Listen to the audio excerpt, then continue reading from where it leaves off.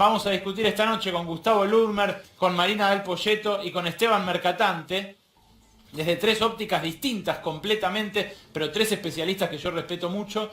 Vamos a discutir si la receta del fondo es válida o no todavía a esta altura del partido. Es decir, si Portugal crece porque ajustó, como dice la derecha portuguesa y como dice también parte de la derecha argentina, o si Portugal crece porque dejó de ajustar, como sostiene el gobierno portugués de centro izquierda en alianza con parte de la izquierda y como sostienen algunos analistas locales también. Probablemente la verdad esté en algún punto en la discusión, en el debate, en la síntesis de esas opiniones, pero lo vamos a tratar de descubrir esta noche juntos. Esteban.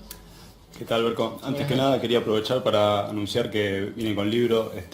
Quería Nos trajiste un libro de regalo. Sí, buenísimo. un libro de regalo, Salir del Fondo, que es sobre la crisis de la economía de Macri y las alternativas para enfrentarla desde una perspectiva obviamente de la izquierda. Lo leeremos con ahínco.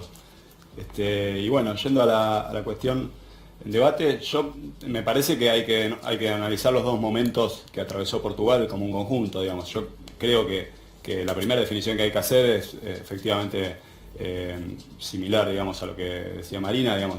Portugal no evitó el ajuste, digamos.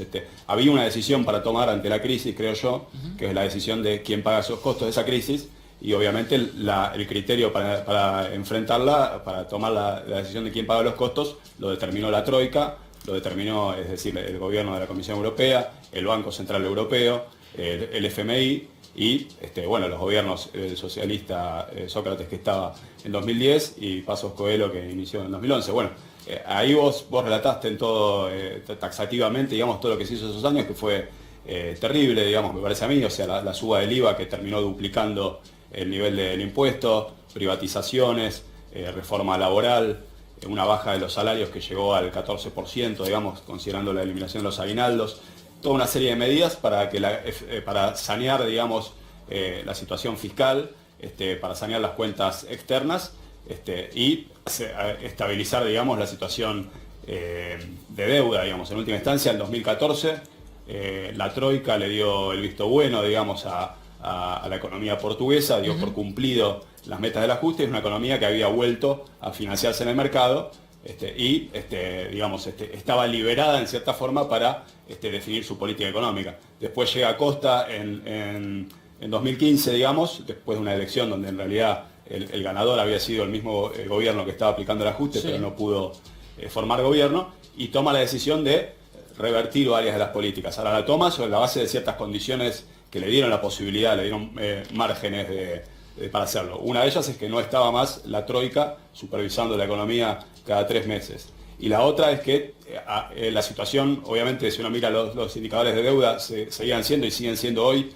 muy complejos, digamos. En ese momento era 130% del PBI el nivel de la deuda, pero había vuelto a los mercados, le habían dado el acceso al financiamiento, y era un gobierno que estaba encaminado hacia una situación de... Para vos también el crecimiento posterior a 2015 es producto de que ajustó, como dijo Marina. Yo no sé si esa causalidad, yo creo que hay, digamos, efectivamente las economías, ya sabemos que la economía capitalista funciona en base a la ganancia de los empresarios, y esa ganancia se recupera muchas veces en un momento inicial en base a ajustar los costos salariales, etcétera, que efectivamente, como muestran los números, es algo que en Portugal ocurrió, digamos.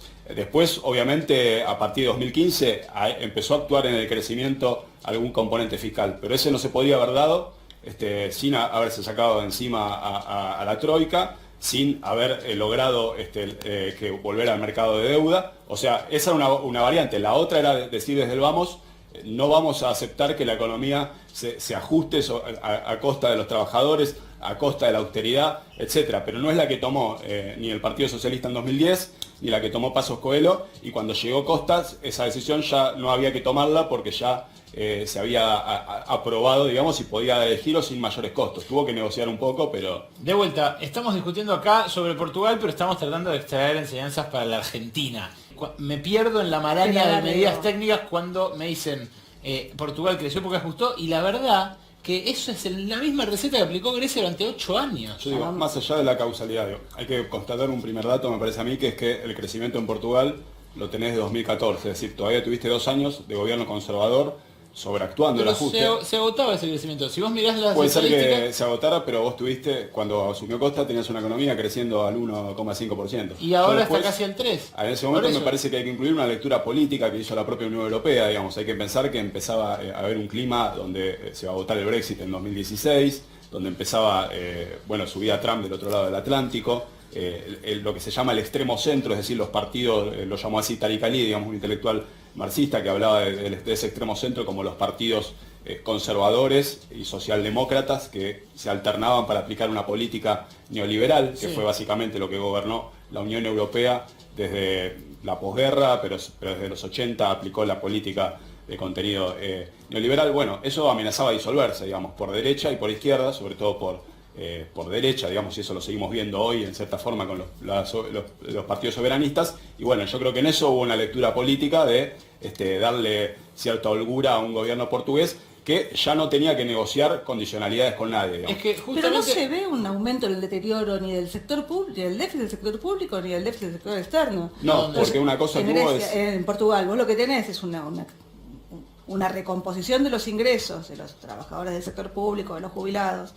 Muy una fuerte, muy tenés fuerte, una 20%. no, tenés una expansión desde el punto de vista de, digamos, de la demanda agregada con impacto en el consumo.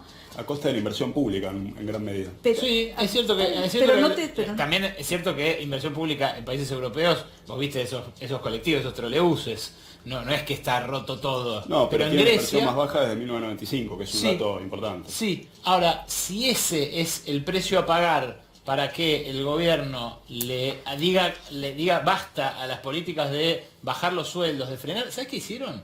Frenaron los escalafones y los reemplazos en el Estado durante la época de la austeridad. Entonces, si se moría uno en el Estado, dejaba de cumplirse ese Sí, como rol. fue al final de los 90. digamos. Exacto. Es lo que está pasando ahora, muchachos, esto que estás diciendo vos. En el Estado están frenados un montón de Argentina, calafones, obviamente. se jubila gente y no entran nuevos, digamos. En el Garraham, mi compañera trabaja en el Garraham, médico del hospital, mejor del Hospital de América Latina, no están dando concursos desde el año 2015. Bueno, digamos, no hay un cargo nuevo. por Y eso- los cargos que hay son contratos basura Si monotributistas. salir médicos. de eso, el costo es dejar de invertir en infraestructura. Yo lo que pasa es que si vamos a Argentina, creo que para salir de eso, yo si miro el caso de Portugal, me ubico en la idea de que para salir de eso a la portuguesa faltarían 4 años de vivir esto, digamos, porque como dijo Nielsen el lunes en este canal, el Fondo Monetario está para quedarse, una de las vías, porque o le pagás 50.000 millones o 60.000 millones a partir de 2022, o le decís quédate más tiempo y refinanciame. Nielsen dijo que eso es lo que va a hacer cualquier gobierno, y lo que dijo, lo que sabemos todos, que es lo que va a pedir el Fondo Monetario a cambio. Reforma laboral, reforma previsional, reforma tributaria, reforma del Estado, que incluye seguir con esta... Pero, perdón, Esteban, y te pregunto, Yo creo que como hombre de izquierda, para, te para pregunto. llegar a Portugal, si no cuestionamos el tema de la deuda y todo, el caso portugués nos dice 3 años más de ajuste para después, en el mejor de los casos, tal vez después de eso se pueda llegar a discutir otra cosa. Perdón, eso es si vos aceptás y compartís que la causalidad es del ajuste al No, crecimiento. eso si no pones en discusión en la Argentina actual el problema de la deuda y el problema del FMI. Yo creo que hay otras alternativas, pero esas alternativas requieren impugnar lo que no se impugnó en Portugal, que es que la salida tiene que ser priorizando la deuda, priorizando el equilibrio fiscal para generar indicadores públicos adecuados a la sostenibilidad de la deuda. Lo que Eso pasa fue que- lo que hizo a ver, Lo que Portugal. pasa es que así como Portugal no tenía la fuerza como para salirse del euro Pero o a ver, inclinar la balanza, tampoco Pero Argentina a me parece que ver, tiene. a ver, discutamos un punto. Digo. En Argentina el ahorro no se termina canalizando inversión, se termina canalizando hacia fuga de capitales. En gran medida vos lo que tenés, la deuda, digo, no es un acreedor externo, digo, buena parte de la deuda argentina está en manos de los propios argentinos que tienen bonos de Argentina. Entonces lo que digo es, Argentina tuvo un default en 2001, cuando vos miras las consecuencias del default de 2001, digo, todavía las estás pagando en alguna medida. La reestructuración de la deuda argentina tuvo costos, el quiebre del sistema financiero y la especificación asimétrica y la forma en la que, cuando vos decidís defaultear o cuando vos decidís romper el sistema financiero, tiene costos sobre los propios argentinos que a mi juicio tienen impactos hacia adelante. Entonces lo que digo es, puntualmente, en el caso de Portugal, Portugal ajustó y Portugal logró empezar a tener una política de ingresos una vez que la tasa de interés era muy baja y en simultáneo esa política de ingresos que te expandió el consumo no te deterioró ni las cuentas fiscales ni las cuentas externas. El crecimiento de las exportaciones te estabilizó, si querés, el aumento de las importaciones. y el aumento en la recaudación perdón, asociado al nivel de actividad. esto Y sí, último no, porque tenés no- una cuenta corriente que está equilibrada, no se modificó. Pero las exportaciones crecen menos que las importaciones desde que se termina la austeridad. Entonces, Bueno, pero eso- entonces te bajó la tasa de interés. Digo, cuando vos mirás la dinámica de la cuenta corriente sigue teniendo el mismo equilibrio que tenía al principio. Está bien, ahí se va a perder una parte del público. Lo que quiero decir es, crecer para adentro, crecer para afuera tiene que ver con si un país exporta más de lo que importa, Pero, ¿no? Darío, Y Portugal lo que ocurrió, según sus estadísticas, en los últimos 4 años, es que importó más de lo que exportó. O sea, creció para adentro, no para afuera. También atrajo inversiones en industrias como la automotriz, que canalizan importaciones, etcétera, de componentes, como lo sabemos en Argentina. Digamos, Sí. En Argentina crece la producción e incluso crece la exportación, pero crece el déficit del sector porque... Bueno, pero entonces no es ni turismo, ni milagro, ni nada. Hay un Pero problema. de nuevo, público, no aumentaste 60%. los desequilibrios, o sea, de nuevo, el nivel de endeudamiento de Portugal, que es muchísimo más alto que el nivel de endeudamiento de Argentina, se sostuvo como contracara de una tasa de interés muy baja y de que los desequilibrios se mantuvieron de alguna forma estables. En Argentina vos no tenés capacidad de acceder al mercado de crédito y no tenés capacidad para apelar al impuesto inflacionario. Bueno, vamos directamente a lo que nos ocupa en Argentina. Portugal, decían ustedes, tiene su trayectoria, ajustó, decía Marina, crece porque no ajustó más, decía Gustavo. Nosotros, sintéticamente, en una última ronda, ¿qué podemos concluir? Bueno, puedo empezar yo. No, a mí me parece que lo primero que hay que decir es que en Argentina, hoy, si miramos, el único que está diciendo invertir prioridades y no poner primero el problema de la deuda y el problema de ajustar para la deuda, somos del frente izquierda, digamos. O sea, sinceramente el gobierno está diciendo que está haciendo una épica del cumplimiento de las deudas. Y lo que estamos viendo en los últimos 2 meses de los economistas de Fernández, empezando los economistas no oficiales, pero más o menos, como Guillermo Nielsen, que dijo que nos tenemos que resignar a 8 años del fondo, dijo que el fondo va a venir con la reforma previsional, etcétera, y dijo que después le diremos que los tiempos, etcétera, pero que eso va a venir, y lo dijo así, va a venir todo ese paquete del fondo, y Culfas, que tiene una beta más desarrollista, etcétera, pero una de las primeras cosas que dijo es que el salario va a ser una de las variables que tendrá que esperar, digamos. ¿Por qué? Porque la deuda, el equilibrio fiscal, etcétera, vienen antes. Bueno, yo creo que hay que invertir prioridades y que en eso Portugal no es un ejemplo, porque Portugal no invirtió esas prioridades, hizo 4 años de ajuste y después de esos 4 años de ajuste vino una devolución relativamente en cuotas de parte de lo que se había perdido. ¿Tienes algún ejemplo? ¿Algún otro? ¿Algún ejemplo de esa inversión de prioridades? No, sí, de alguno que lo has hecho bien.